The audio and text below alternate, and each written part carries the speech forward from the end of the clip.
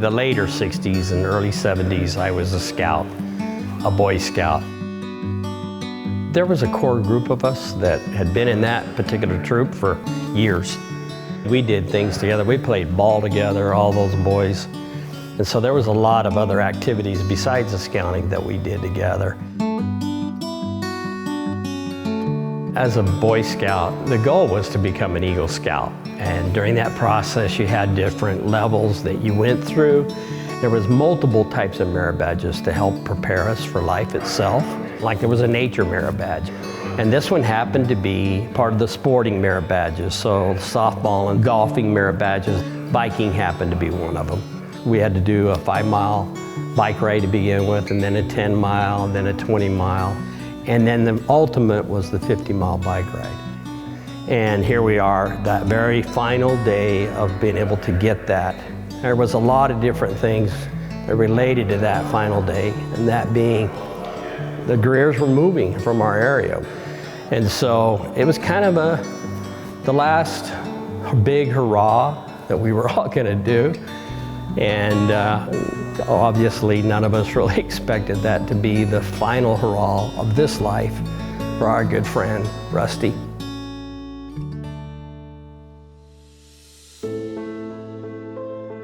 I was 2 years old when the accident happened with my brother Rusty, when he was killed on the bridge north of Florence. My parents didn't talk much about it when we would bring it up. Certainly my mom would get emotional and would share what she could. And my oldest sibling is actually just a few minutes older than Rusty. She's a twin. So Tammy was the one that was very affected, being a twin to Rusty.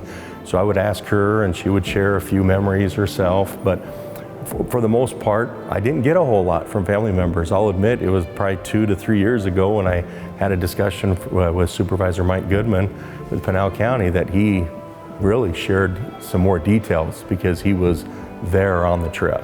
And that opened up my eyes to a lot of things. 12-year-old young man. You often think his life's been shortened, his life has been taken from him. He'll never experience certain things that this life gives. But I think the real struggle is for those of us that are left here. Biggest of all is his parents.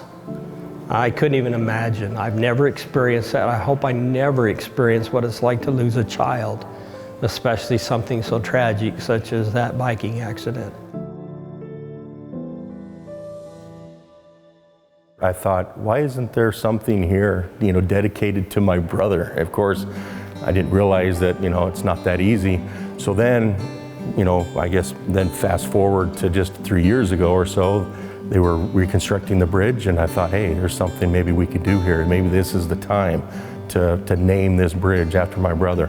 I didn't know the steps, so that's when once again I reached out to Supervisor Goodman for some guidance on that. Then when I started contacting all the other young men that were on that ride, that's whenever things really started to escalate and really begin to go, this is gonna have more of an impact than just on Doug's mom and dad.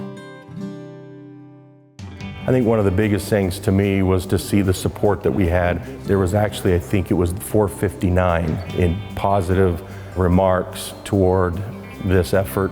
Started bringing tears to my eyes to see that support, not only from family, but certainly friends. Doug and I just testified with the renaming board for these bridge and highways. You just never know what's going to happen when you get, 7, 8, 9 people, whatever, together to vote on anything, right? Aye. And I'm glad to say and happy to say that it was approved. And now it will be named the Rusty Greer Memorial Bridge. Okay, I think we're going to get started. So first I want to recognize my mother, our mother, Gloria Greer. Wave, Mom. I only wish my dad were here today as well. It was April 1st, 1972. 9 of us we took out with our Scoutmaster. It was a 50-mile bike ride that we had to do to complete that merit badge. As we were coming on this last little jot here, we saw a station wagon come around us. And in the back of the station wagon was Rick Nelson. We didn't know, we were waving them down. We wanted to ride. But they just kept going forward, and Rick had Rusty in his lap and holding him to the hospital.